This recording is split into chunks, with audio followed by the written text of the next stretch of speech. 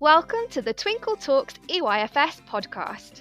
Working in the early years is busy, funny, messy, and exhausting.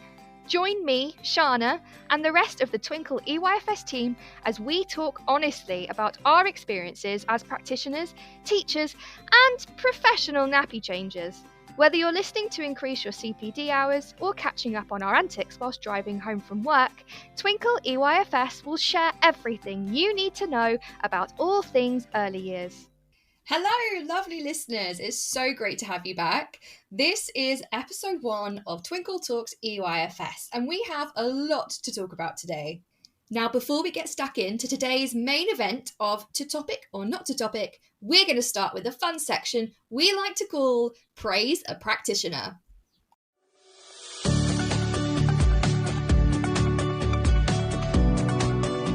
First up, we have Early Years Create, who'd like to nominate Bruna. They tell us, she goes above and beyond her duties each day. It's never known where she gets her energy. If you find out, let us know. Alexandra would like to nominate 2 people. First off, we've got Cynthia, also known as the Rainbow Childminder. She is so caring, creative, and helpful.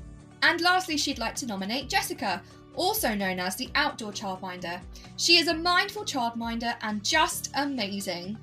That's all we've got time for today, but if you would like to nominate a practitioner to celebrate their hard work, go and check our social media sites so you can find out where to nominate them. Oh, well done everybody. I absolutely love this section. It's so nice to celebrate each other and our achievements, isn't it? So to everyone who got mentioned, a big well done to you. And also a big well done to everyone who didn't get mentioned. We could spend this whole episode talking about you guys, but we can't. We've got a topic to talk about. And ironically, our topic today is topics. So for planning, do you choose to do topic-led planning or child-led planning? So before we get into it, let's have a look at what both these approaches mean.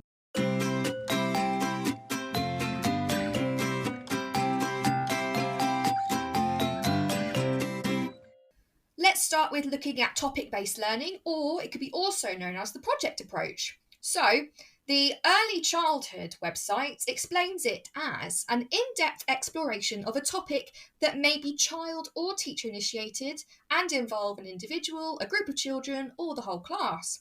A project may be short-term or long-term, depending on the level of the children's interest, and the approach provides opportunities for children to take agency of their own learning and represent this learning through the construction of personally meaningful artifacts. Now, what they say about child-led learning is the activities have many characteristics in common with play, as it's wholly decided upon by the child, based on the child's own motivation and remains under the child's control. It may involve play of many types, or it may be seen by the child as an activity with a serious purpose to explore a project or express an idea which the child may not see as pure play. To put it in layman terms, I think topic-led planning is where, when you observe the children, you pick a single thing, an overarching item that the children are generally interested in, and then you could pre-plan adult-led or child-led activities for a certain amount of weeks. Perhaps it's a half term, or however long they're interested in. So there's a lot of pre-planning based on perhaps maybe 1 or 2 overarching themes. Whereas child-led planning is very much not as long. It's quite short-term in terms of the activities that you plan. So it's not as easy to pre-plan the activities, whether it's child-led or adult-led, because one day they might be interested in sharks, the next day it might be firemen. So you're constantly adjusting that planning to suit what they're interested in on that day. So there's much less pre-planning going on for child-led.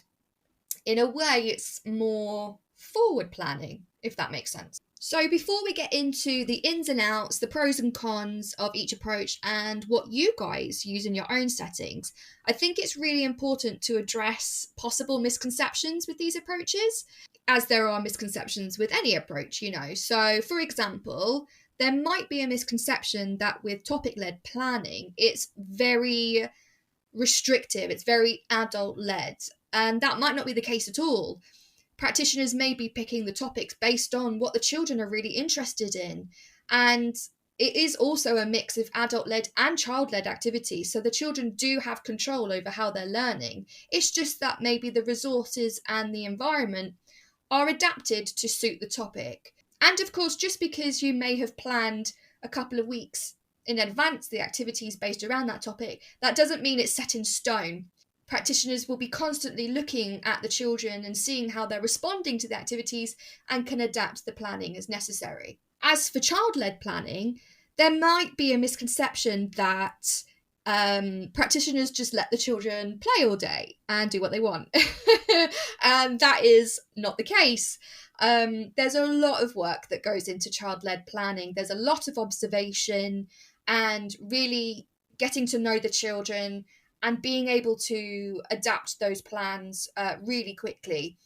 And that does also mean that there are adult-led and child-led activities in there as well. So the adult still plays a really important role in child-led planning. It's just that they are facilitating what the children are interested in and plan ahead. So just wanted to clear those possible misconceptions up before we get started.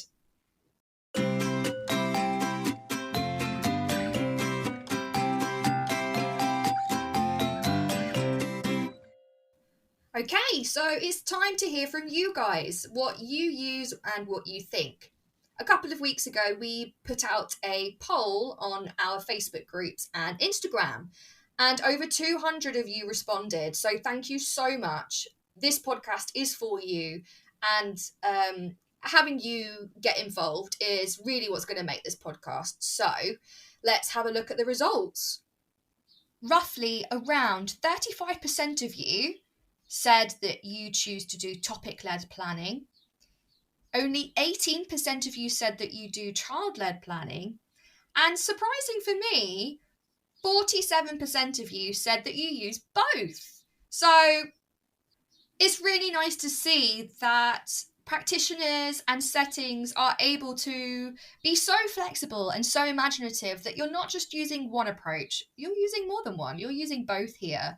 And I did see someone who voted said that they don't use either. They use something called an inquiry approach. So I'm sure you know these aren't the only two approaches to planning and teaching. There are so many more, but I just couldn't fit them all in one episode. So it'd be really interesting to find out what other approaches people use out there. I know there's something called the curiosity approach. I've also recently heard of the Hygge approach. So it's just really exciting to see that so many of you are not or don't feel that you're restricted to just using one approach. You're actually using a mix of both.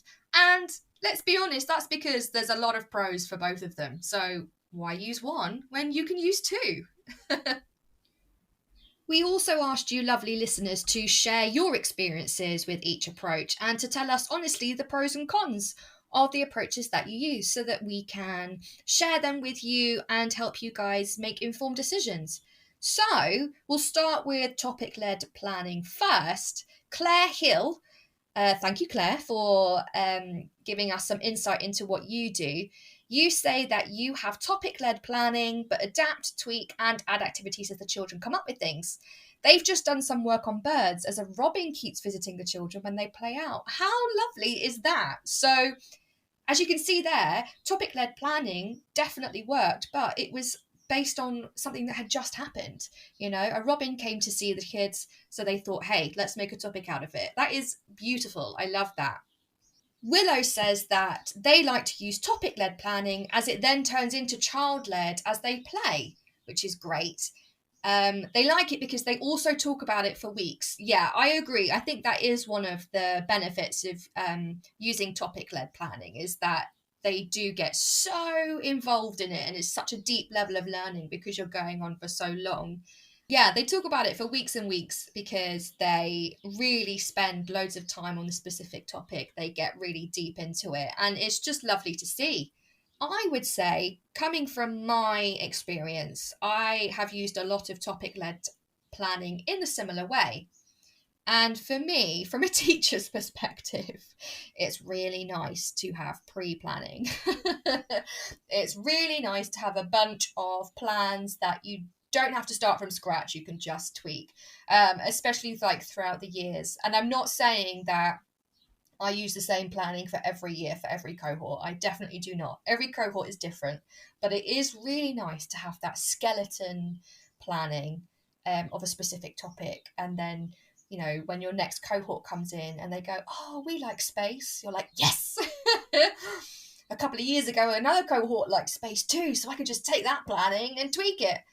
So I would definitely say that is a pro of topic-led planning too. On the flip side, though, I guess that could also be seen as a con, because it's a lot of work. Adults and practitioners, we really have to manage the pace of the activities, the planning of the interesting and new experiences, and really have to come up with that ourselves.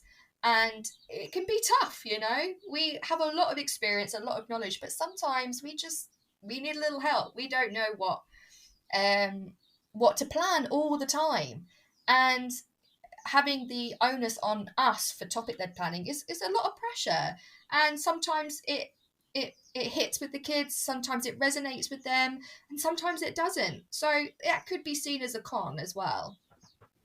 We also asked one of our Twinkl ambassadors, the lovely Ashley, to share her experience, and she's been using topic-led planning and makes an interesting point about Ofsted actually. So here she is. Now, I think there's lots of pros to topic-led planning, one of them being structure. It really gives you guidance because you know exactly what you're covering every single half term. So this helps me to create long-term plans, medium-term plans, and all the documents that need to go along with it that I can put on the website. I feel like these documents give my team the knowledge they need to know what is coming at every stage of the year.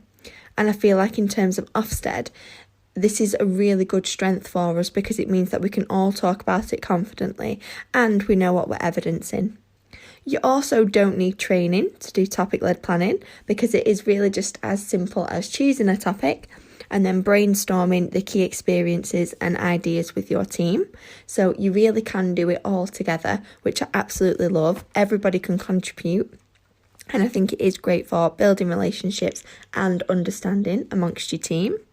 Yeah, see, the big O, it's always on our mind, isn't it? And having that worry that when they come to see us, that we're going to not know what we're doing, or we're going to make it look like we don't know what we're doing and we have to prove ourselves. And I suppose, I guess topic-led planning, having that information there is helpful for us to explain. But we've had this big reform change, haven't we? And, it's very specific that they don't want to see a lot of documentation because they understand it takes away from being with the children, and that could be a con of topic-led planning. It's that there's so much onus on the documentation and the evidence that does it take away from being with the children? That's a question I will leave there.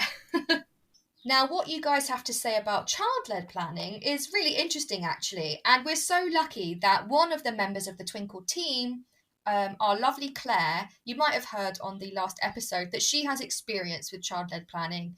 Her setting decided to switch up their game with the reforms and switch to child-led planning. So I thought it would be really nice to hear from her what she has to say about the pros and cons are of using child-led planning. So here she is. Hi Shana, thank you for asking me to come onto the podcast and talk a bit about child-led planning. So we've been really getting stuck into it since September when I took over as head of early years in our department. And it was a pretty big change. We were one of those settings that there was quite a lot of formal learning and actually quite a high expectation for a lot of formal learning to take place in the EYFS, which obviously as a practitioner isn't the way that usually things work best. So I came in and kind of had to fight for doing it a different way. Well, not fight's a strong word, but kind of decided that we should try it out and take it really seriously and try and do things as child-led as we possibly could. So it was scary to start with, but there's a couple of resources that we used that were really helpful. So on Twinkle, there's the spontaneous planning template where you can throughout the day just record down observations. And that was our main starting point. So we had no themes, no topics pre-picked out. We set up kind of like some generic enhancements in the first week just to see what the children were interested in, like a range of different things to try and gauge their interest. And then that week we literally just jotted down any key observations, anything they were talking about, what they were interested in. And then the theme of dinosaurs started to emerge. So we then used this other planning template, which is the editable topic planning template that has the 7 areas of learning on. And we would then just sit down on a Friday, look at all our observations from the week and work out from those what enhancements we could add to the provision for the following week and what carpet times we do, any themes or hooks we were going to add. So everything then came from what the children were doing in their play. And it was hard to start with, but now we're in the loop of it. We've been doing it since September now, and it's worked so well. And the progress that they're making is amazing because obviously they're really interested in everything that we're doing and really engaged in everything because it's stuff that they want to do.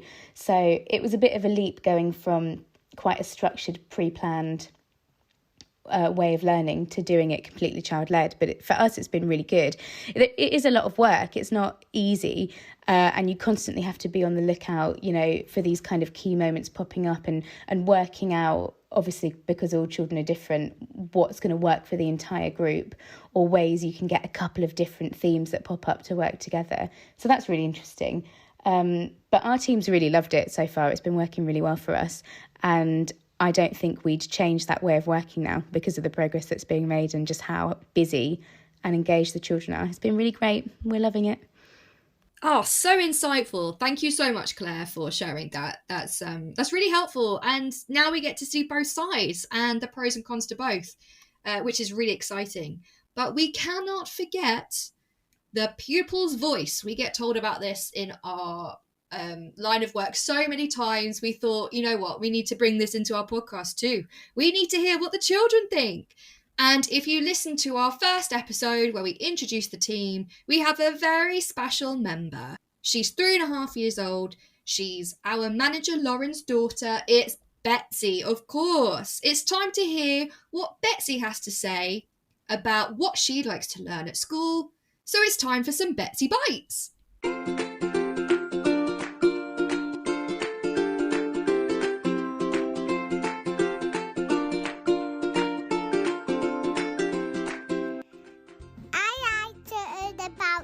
Dinosaurs. Oh, Betsy loves to learn about dinosaurs. Oh, thank you so much, Betsy. That was a really impressive roar at the end. Thank you so much. And it's good to hear that she's confident and she can tell us what she likes. There you are.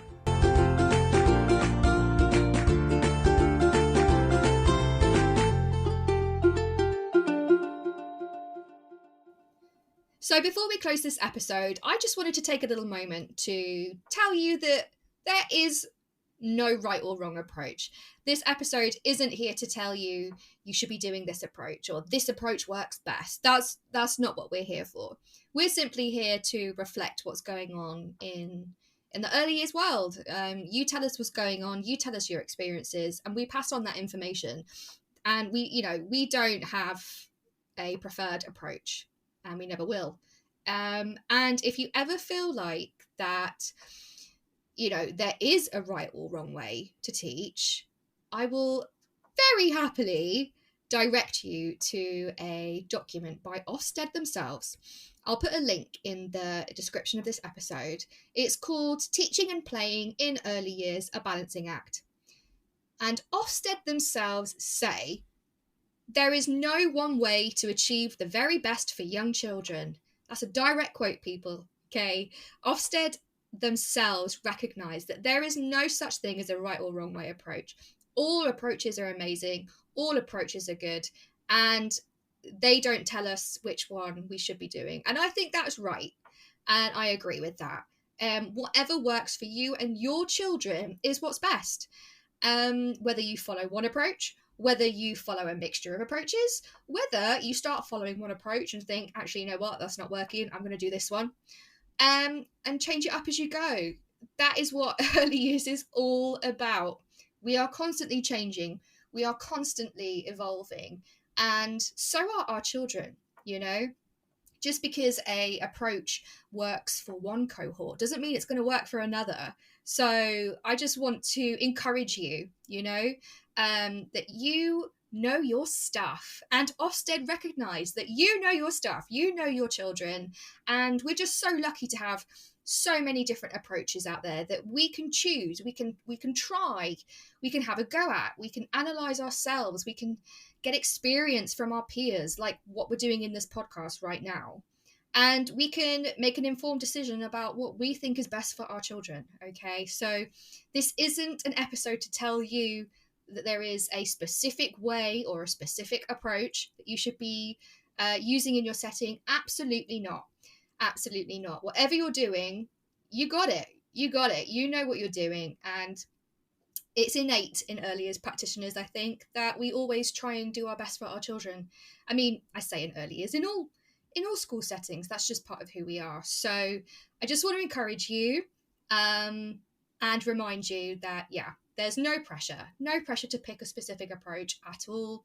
Ofsted say so. So go and take a look.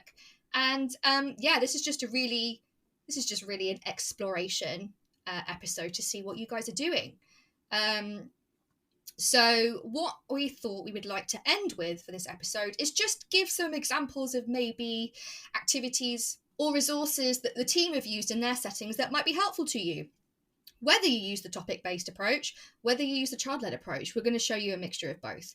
Okay, so whatever you are using in your setting, we think we've got something at Twinkl that can help you. So here are some of my lovely team members to share what they like to use.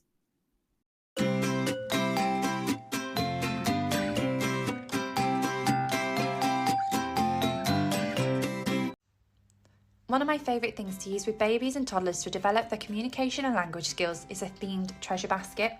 It encourages them to use single words if they're at that point, to describe the texture or to name the item.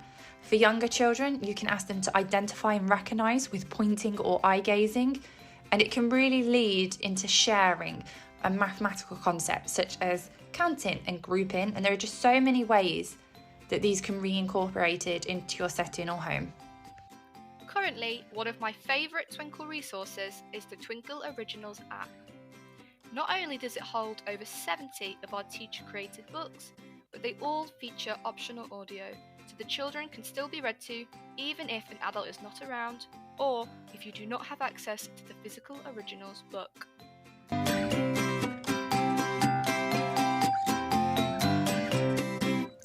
Thanks so much, team. Yeah, some great resources there, like the treasure basket you can use for skills-based or topic-led.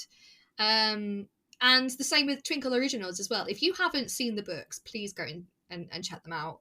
It's so lovely. I love the Twinkl Originals books. So yeah, loads of lovely resources there. Go check them out if you would like. On the Twinkl website, I'm sure you know already where to find the things.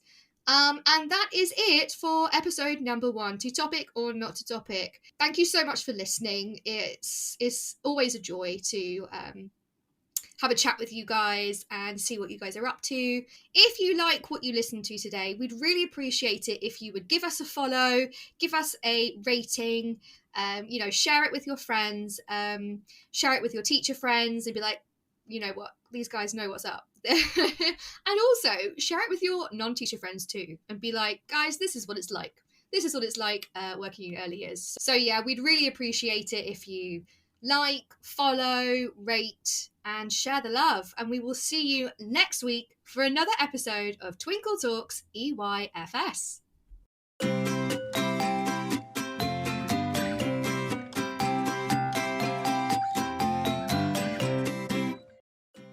So that's it from today's episode. Thanks so much for listening, and I hope you really enjoyed it.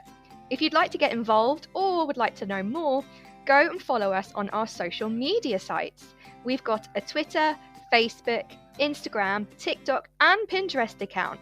All of the links will be in our description. And whatever you're doing, I hope you have a great day today.